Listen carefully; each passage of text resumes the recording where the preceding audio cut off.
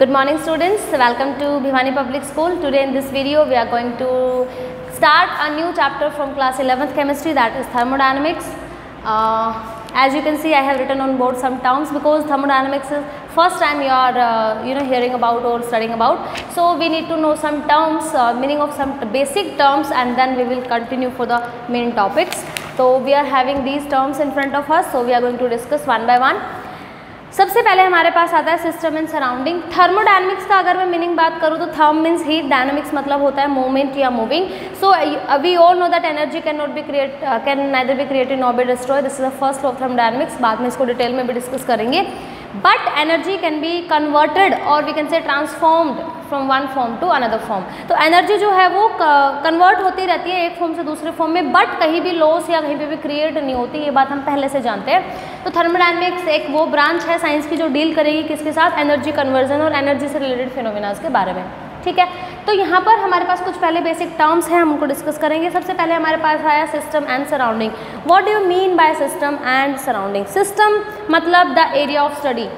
For example एक classroom है, वहाँ पर आप हो, मैं हूँ, यानी कि टीचर एंड स्टूडेंट्स हैं, हम पढ़ रहे हैं. तो that classroom is our system, system of study. Okay, and system of doing work we can say. And rest of the universe, हमारी क्लासरूम को छोड़ के बाकी जितना भी यूनिवर्स बचा वो क्या होगा, सराउंडिंग में काउंट होगा. तो सिस्टम एंड सराउंडिंग, जहाँ हम हैं, जहाँ हम काम कर रहे हैं वो हमारा सिस्टम है. आप अभी अपने घर पे बैठ के पढ़ाई कर रहे हो, जिस रूम में आप बैठे हो, जहाँ आप पढ़ रहे हो वो आपका सिस्टम ऑफ स्टडी है. और बाकी जो घर का पोर्शन बचा वो आपके लिए क्या होगा, सराउंडिंग हुआ. या पूरे यूनिवर्स की बात कर सकते हो, वो आपके लिए क्या होगा, सराउंडिंग होगा. फिर वहीं से मैं एक चीज़ बात करना चाहूँगी, सिस्टम के कुछ टाइप्स होते हैं. सिस्टम के 3 टाइप्स हम मेनली यहाँ पर पढ़ेंगे. Open system, close system and adiabate isolated simply I can say. तो open system as the word it self explains that open system that means something like this कि एक कंटेनर है. मान लो हम चाय बना रहे हैं, ठीक है. अब चाय जब हम बनाते हैं तो हम कवर करके नहीं बनाते. जो वेसल होता है जिसमें हमने मिल्क और सारी चीज़ें ली हुई है चाय बनाने के लिए, जो भी इंग्रेडिएंट हमें चाहिए होता है, तो वो हम ओपन में बना रहे हैं. तो यू कैन सी कुछ फ्यूम्स इस तरीके से ऊपर जारी होती है.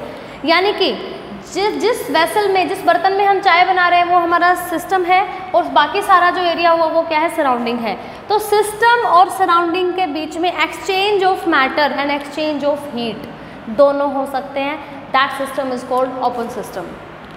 If there can be exchange of matter and energy in between system and surrounding. Surrounding से हीट ले भी जा सकती है और सराउंडिंग में हीट दे भी सकते हैं. सराउंडिंग से मैटर लिया भी जा सकता है सिस्टम में, और सिस्टम से मैटर दिया भी जा सकता है सराउंडिंग में. यानी कि एक्सचेंज ईजी है, ओपन सिस्टम हम उसको कहेंगे. दूसरी बात, क्लोज सिस्टम.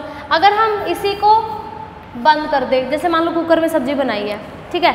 अब वहाँ से हीट, चलो कुकर का नहीं एग्जाम्पल लेते क्योंकि वहाँ से भी भाप निकल जाती है, कुछ स्टीम, जैसे वो जब सीटी मारता है. तो चलो कुछ और एग्जाम्पल, मतलब जब बंद है system, that means heat can be transferred from system to surrounding, but matter जो है वो एक्सचेंज नहीं हो सकता क्योंकि क्लोज सिस्टम है, चारों तरफ से बंद है, हर तरफ से बंद है.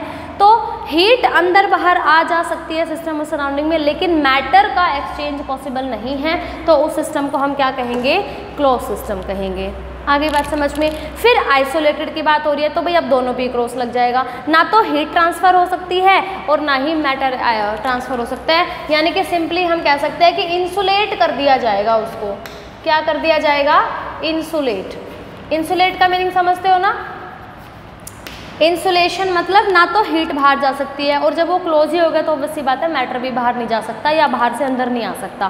That means if the exchange of matter and energy दोनों का पॉसिबल है, then we will say the system is open. And if the exchange of energy is possible but not of matter, then we will say that it is a close container, close system we can say. And if दोनों पे cross लग जाता है तो वो कौन सा system होगा, आइसोलेटेड सिस्टम होगा. आइसोलेट हो गया, वो ना तो एनर्जी ट्रांसफ़र हो सकती है या लिया जा सकता है, और ना ही मैटर का. तो I think types of system आपको समझ आ गया होगा.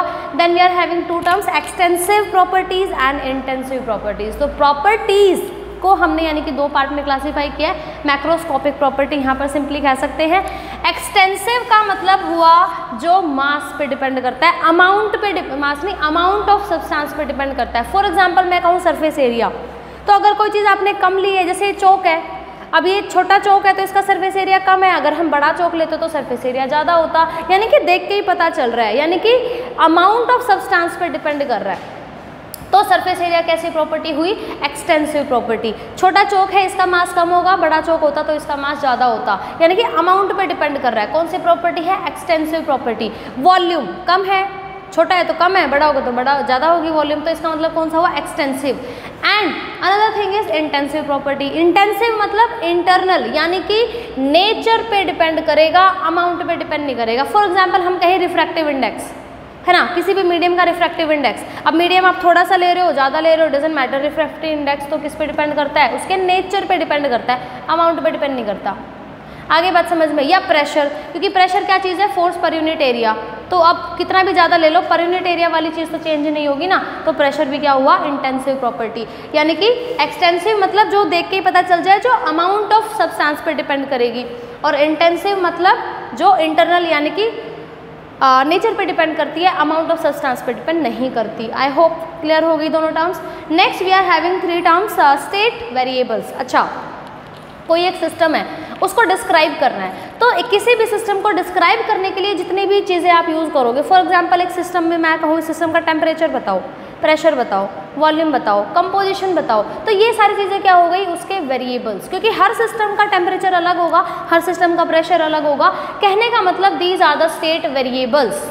वेरिएबल्स मतलब जो चेंज हो सकते हैं, हर सिस्टम के अलग होते हैं। तो स्टेट वेरिएबल्स क्या क्या हो सकता है, प्रेशर हो सकता है, वॉल्यूम हो सकता है, टेम्परेचर हो सकता है, कंपोजिशन हो सकता है, नंबर ऑफ मोल्स, मतलब इस तरीके के ये जो चीज़ें हुई हम इनको क्या कहेंगे, स्टेट वेरिएबल्स।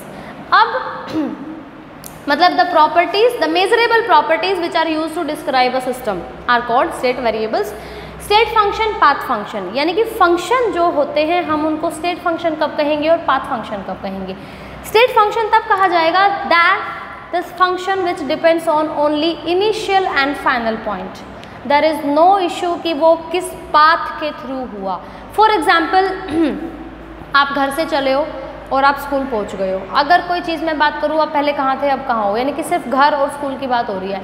लेकिन अगर आपसे पूछा जाए डिस्टेंस कितना था, तो डिस्टेंस क्या चीज़ हुई, किस रास्ते से आए हो डिपेंड करेगा, यानी कि पाथ पे डिपेंड करेगा। फॉर एग्जांपल हम बात करें एनर्जी की, इंटरनल एनर्जी की बात कर लो, या चेंज इन एंथैल्पी की बात कर लो, किसी भी रिएक्शन में रिएक्टेंट की एक एनर्जी थी और ये प्रोडक्ट की एनर्जी है। जब आप चेंज इन एंथैल्पी निकालते हो ड्यूरिंग अ रिएक्शन, आप सिंपली क्या करते हो, enthalpy of products minus enthalpy of reactants, ऐसे ही करते हो तो हमारे पास रिएक्शन की चेंज इन एंथैल्पी आ जाती है, नो मैटर कि इस रिएक्शन का मैकेनिज्म क्या था।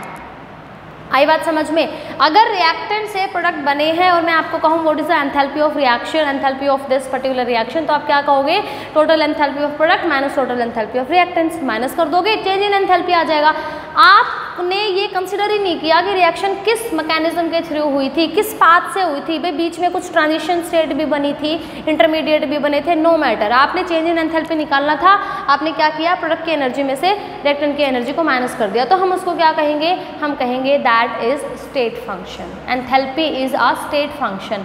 लेकिन जैसे मान लो मैं आपसे वर्क डन की बात करूं, वर्क डन सभी ने पढ़ा हुआ है, अगर आप छोटे रास्ते से स्कूल पहुंच गए हो तो कम वर्क किया होगा, कम थकोगे, और अगर आप लॉन्ग डिस्टेंस से आए हो तो ज़्यादा थक गए ना, क्योंकि आपने काम ज़्यादा किया है। भाई ये एक टेबल है, इस टेबल को मुझे मूव कराना है, मैंने स्ट्रेट मूव कराया यहाँ से, मतलब ये लगा लो कि मुझे एक पर्टिकुलर चीज़ को यहाँ से ए पॉइंट से बी लेके जाना है। एक तो आप स्ट्रेट लेकर चले गए और एक आप घुमा के लेकर चले गए, तो दोनों में से वर्क डन किस में ज़्यादा है, सेकेंड वाले पाथ में वर्क डन ज़्यादा है ना, यहाँ वर्क डन ज़्यादा होगा। किस पे डिपेंड कर रहा है, पाथ पे डिपेंड कर रहा है। अगर कोई फंक्शन पाथ पे डिपेंड कर रहा है, ग्राफ के अकॉर्डिंग बात करें तो हम जब ग्राफ प्लॉट करते हैं तो वर्क डन की अगर ये कर्व होती है और हम कहते हैं कि find out the work done, तो आप क्या करते हो, एरिया अंडर द कर्व निकालते हो, तो आपका टोटल वर्क डन निकल जाता है। अब अगर कर्व डिफरेंट है तो एरिया अंडर द कर्व भी डिफरेंट ही होगा, ऑब्वियस सी बात है। किस पे डिपेंड करेगा, पाथ पे डिपेंड करेगा। तो work done is a path function, enthalpy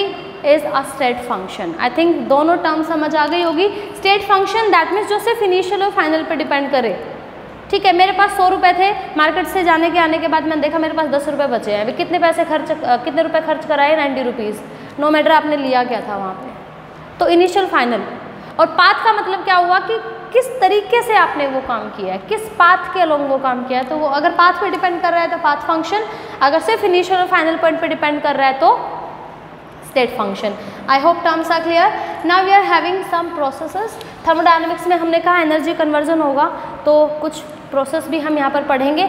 तो हमने जितने भी वेरिएबल्स हैं इनके अकॉर्डिंग हम अलग अलग तरह के प्रोसेस हो सकते हैं। Iso means same, therm means energy या टेम्परेचर, हीट, यानी कि the process during which the temperature is constant, तो हम उसको क्या कहेंगे, आइसोथर्मल प्रोसेस।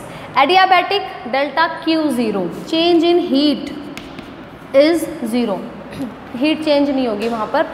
आइसोबैरिक, बार किसकी यूनिट है, प्रेशर की, तो यहाँ पर ध्यान रखना delta P is equals to zero, pressure में कोई चेंज नहीं आएगा, that means pressure is constant during the process, तो उस प्रोसेस को क्या कहेंगे, आइसोबैरिक कहेंगे। आइसोकोरिक, ये रहेगा वॉल्यूम से रिलेटेड, जब चेंज इन वॉल्यूम ज़ीरो है, या सिंपली मैं कहूँगी वॉल्यूम इज कांस्टेंट। अगर टेम्परेचर कांस्टेंट है, यानी कि देखो मैं सिंपली लिख देती हूँ delta T is equals to zero, temperature constant है तो आइसोथर्मल, हीट चेंज कांस्टेंट है तो एडियाबैटिक, प्रेशर कांस्टेंट है तो आइसोबैरिक।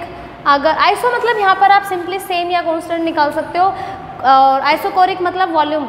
साइक्लिक का मतलब क्या होता है, आप A से B गए, B से A आ गए, ऐसा कोई प्रोसेस अगर है तो उसको क्या कहेंगे, साइक्लिक प्रोसेस, यानी कि इनिशियल और फाइनल सिंपली सेम हो गया, तो हम उसको क्या कहेंगे, cyclic process. Reversible and irreversible process, अब ये वर्ड तो पहले भी सुने हुए हैं। रिवर्सिबल का मतलब क्या होता है, जिसका उल्टा भी पॉसिबल हो, है ना। रिएक्शंस बहुत सारी ऐसी हमने पहले भी पढ़ी हुई है, 10th में भी पढ़ी थी। रिवर्सिबल रिएक्शंस मतलब क्या होता है, the change is infinitesimally very small that it can be revert back. अगर आप A से B गए हो और B से A वापस आ सकते हो, रिएक्टेंट टू प्रोडक्ट और प्रोडक्ट टू रिएक्टेंट अगर वापस आया जा सकता है, तो इस रिएक्शन को क्या कहते हैं, रिवर्सिबल रिएक्शन। और इरिवर्सिबल का मतलब क्या हुआ कि चेंज इतना ज़्यादा होता है कि रिवर्ट आना मुश्किल हो जाता है, ठीक है। तो आई थिंक आपको ये सारी जो टर्म्स है ये समझ आ गई होगी, एंड वीडियो को बहुत लंबा नहीं करेंगे, ठीक है। नेक्स्ट वीडियो में हम कुछ और छोटी छोटी टर्म्स को नहीं, अब हम टॉपिक्स पर आ जाएंगे। नेक्स्ट वीडियो में डिस्कस करेंगे इंटरनल एनर्जी और वर्क को, और उसके बाद चलेंगे फर्स्ट लॉ ऑफ थर्मोडायनेमिक्स की तरफ।